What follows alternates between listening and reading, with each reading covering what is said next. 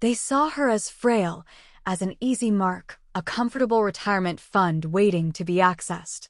They spoke in hushed tones, just loud enough for her to catch the edges of their greed, always orbiting her finances, her property, her future.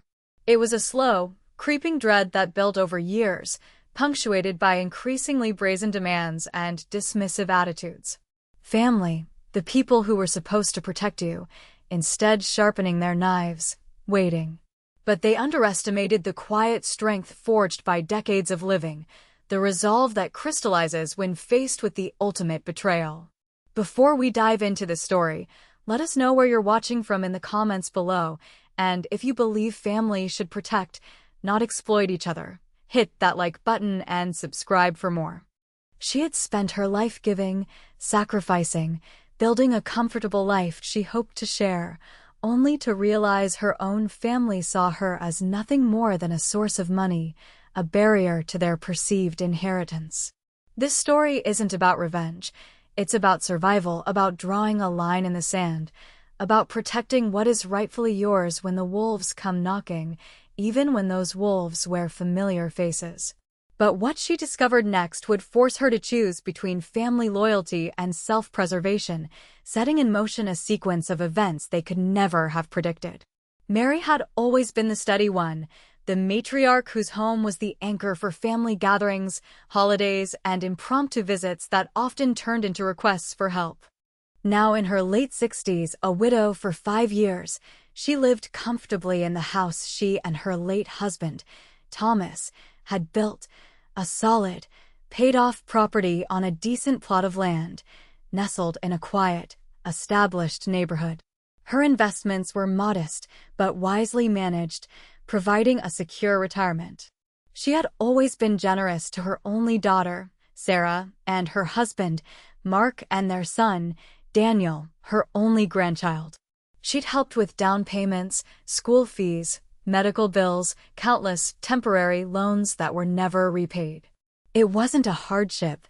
She loved them and believed that's what family did. She trusted them implicitly. Sarah, a stay-at-home mother, always seemed stressed about money, and Mark, who drifted between underperforming jobs, echoed her anxieties. They were charming when they needed something, full of promises and affection. But lately, the visits felt different. Less about spending time with her, more like audits of her pantry or pointed questions about her financial health. They'd comment on her furniture, suggesting it was old and needed replacing, with thinly veiled hints about needing money themselves for renovations.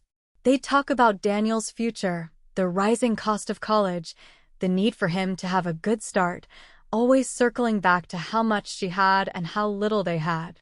Mary brushed it off initially. They were just worried, she told herself. Family leaned on each other. She overheard them one afternoon. She was in the garden, pruning roses, and they were on her patio, thinking she was out of earshot. "She's got so much just sitting there," Sarah murmured, her voice tinged with resentment. "That house alone is worth a fortune now. And the investments." "She barely spends anything exactly," Mark replied, his voice colder than usual. "We need to think strategically. Daniel's not getting any younger. We need that capital." "We can't wait around forever," Mary froze, the secateurs still in her hand. It wasn't just casual talk, it was planning. They weren't talking about her well-being or their need. They were talking about her assets as if they were already theirs, discussing how to access them. The conversation faded, but the chill remained. It was the first crack in the foundation of her trust. The tension in the house had been thick that evening. Sarah and Mark were arguing about bills in the kitchen, while Mary tried to help Daniel, who was 12, with his homework at the dining table.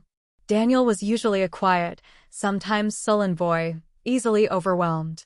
The shouting from the kitchen grew louder, more frantic. Mary tried to distract Daniel, but he was clearly agitated.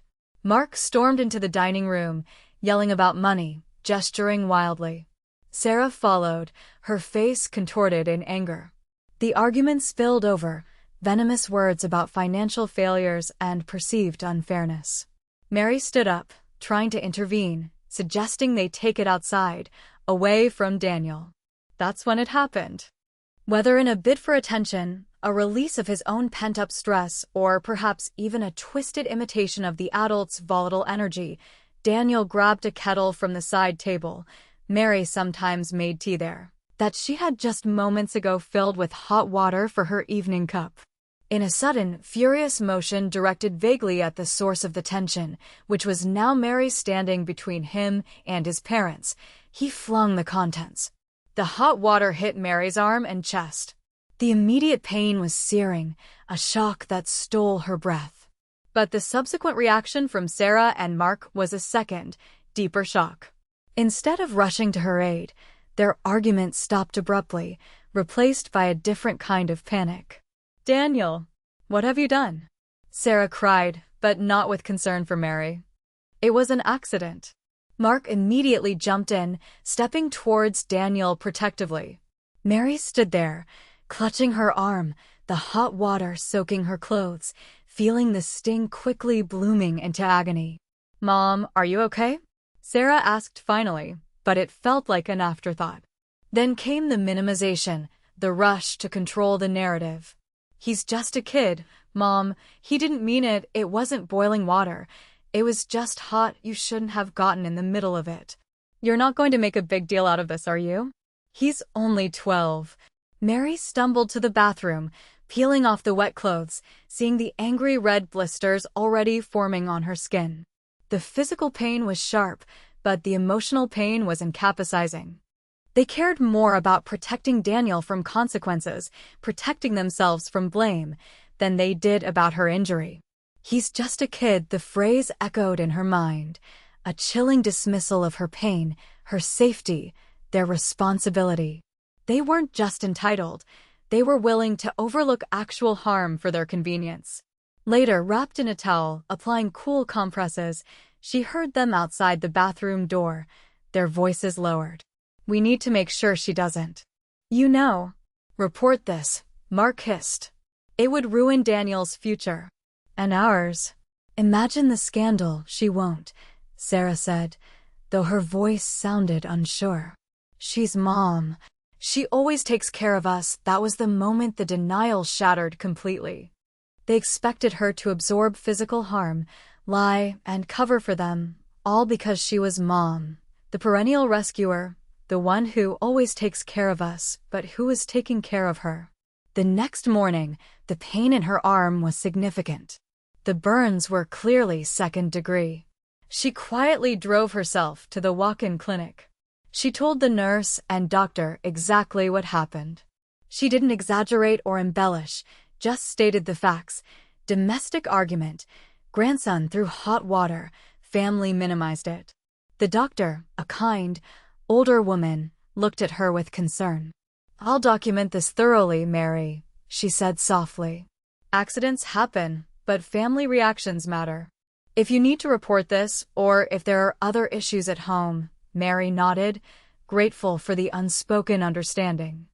This medical report was her first piece of objective evidence. When she returned home, Sarah and Mark were overly solicitous, bringing her tea, asking about the burns, but their eyes were wary. They didn't apologize sincerely. They apologized for the unpleasantness, for the stress. They still framed it as an unfortunate incident she had caused by being present, not an act of harm they had enabled and then dismissed. She told them she went to the clinic and got it documented. A flicker of unease crossed Mark's face. She didn't press it. She just started quietly locking her bedroom door at night. The days that followed were a masterclass in manipulation. Sarah and Mark hovered, alternating between exaggerated concern for her burns and subtle guilt trips. "Daniel feels terrible, Mom. He's just so sensitive. This is really stressing him out." Translation: "Your injury is a burden on us because we have to manage Daniel's reaction and worry about the consequences." They suggested she needed help around the house, hinting that they should move in temporarily. Translation: gain access to her house and finances under the guise of care.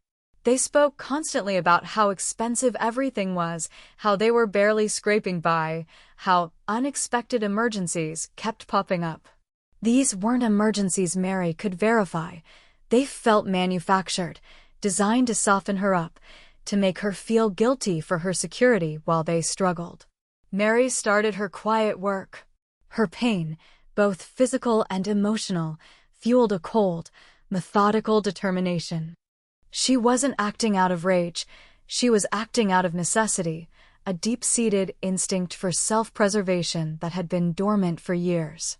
She started a journal, meticulously recording dates, times, conversations, demands, and expenses she had covered for them over the years. She gathered old bank statements, receipts for loans, even old emails and texts where they'd asked for money or resources. She took photos of her burns as they healed, documenting the progress and the severity. She researched elder abuse and financial exploitation online, the articles chillingly mirroring her own experiences. Her next step was critical: a lawyer. She found one specializing in elder law and estate planning through a trusted friend. Mr. Harrison was calm, sharp, and listened without judgment. She laid out everything: the history of financial support, the increasing demands, the overheard conversation, the boiling water incident and their reaction, the ongoing pressure. She showed him the medical report, the photos, her journal, the stack of financial documents. Mr. Harrison reviewed the evidence, nodding slowly. "Mary," he said, his voice firm but kind, "this is a clear pattern of financial exploitation, coupled with physical harm they are trying to minimize and cover up. Your instincts are correct. You are not safe, financially or physically, as long as they believe they have access to you and your assets." He explained her options. She could report the assault, but given Daniel's age and the complexity of family dynamics, it might be protracted and emotionally draining, potentially not yielding the protective results she needed against Sarah and Mark. The priority, he advised, should be securing her assets and creating legal distance. This meant updating her will and powers of attorney to exclude them, securing her bank accounts, potentially creating a trust, and formally restricting their access to her property. He emphasized the need for absolute discretion. "Do nothing that signals you are taking action until we are ready," he instructed. "Any hint will escalate their tactics." Back home, Mary played the part of the slowly recovering, slightly overwhelmed mother. Sarah and Mark became bolder, sensing a potential opening. "Mom, we really think you need help managing things now after." Mark said, gesturing vaguely at her arm. "Maybe it would be best if we had access to your accounts, just to help pay bills and such." Sarah chimed in, "And the house is getting too much for you. Daniel needs more space. We could move in, help with expenses, take care of the repairs." They were circling, not even subtle anymore. Mary politely demurred, saying she was getting back on her feet, managing fine. Inside, her resolve hardened further. They weren't offering help, they were staging a takeover. One rainy afternoon, following Mr. Harrison's advice to gather all her important documents and consolidate them, Mary was going through a box in the back of her closet that contained old insurance policies, wills, and miscellaneous papers. Tucked inside an old photo album, she found a few lottery tickets she'd bought months ago on a whim and completely forgotten about. She usually just threw them away, but these had somehow been filed with photos. On a hunch, she pulled them out and checked the numbers online using her phone. One ticket matched the numbers for a draw weeks ago. Her heart pounded as she checked the prize amount. It wasn't a small win. It was substantial. Life-changing. Panic warred with a strange sense of vindication. This wasn't just her money. This was a new influx of wealth, potentially millions, that her family knew nothing about. If they were this desperate and manipulative over her existing, modest assets, what would they do if they knew about this? The thought was terrifying. But then, the strategic part of her mind took over. This wasn't just money, it was leverage. It was security. It was the ultimate shield against their greed. She immediately called Mr. Harrison. "Mr. Harrison," she said, keeping her voice level, "something has come up. Something significant. I need to see you right away. And it must be kept absolutely confidential." At his office, she showed him the ticket. Mr. Harrison's initial surprise quickly turned into focused determination. "Mary, this changes things significantly. This isn't just about protecting your existing assets. It's about protecting a major windfall. We need to act swiftly and discreetly to claim this and secure it entirely outside of their reach or knowledge." They devised a plan. Mr. Harrison handled the process of claiming the winnings through a legal entity to maintain anonymity for as long as possible. He set up new, protected accounts and trusts, structuring the funds so they were inaccessible and undiscoverable by anyone she hadn't explicitly authorized. This was her ultimate smoking gun, not just proof of their manipulation, but the means to completely insulate herself financially, making their entire enterprise of exploiting her futile. The existence of this wealth, unknown to them, was her most powerful weapon. While Mr. Harrison handled the financial side, Mary continued gathering evidence.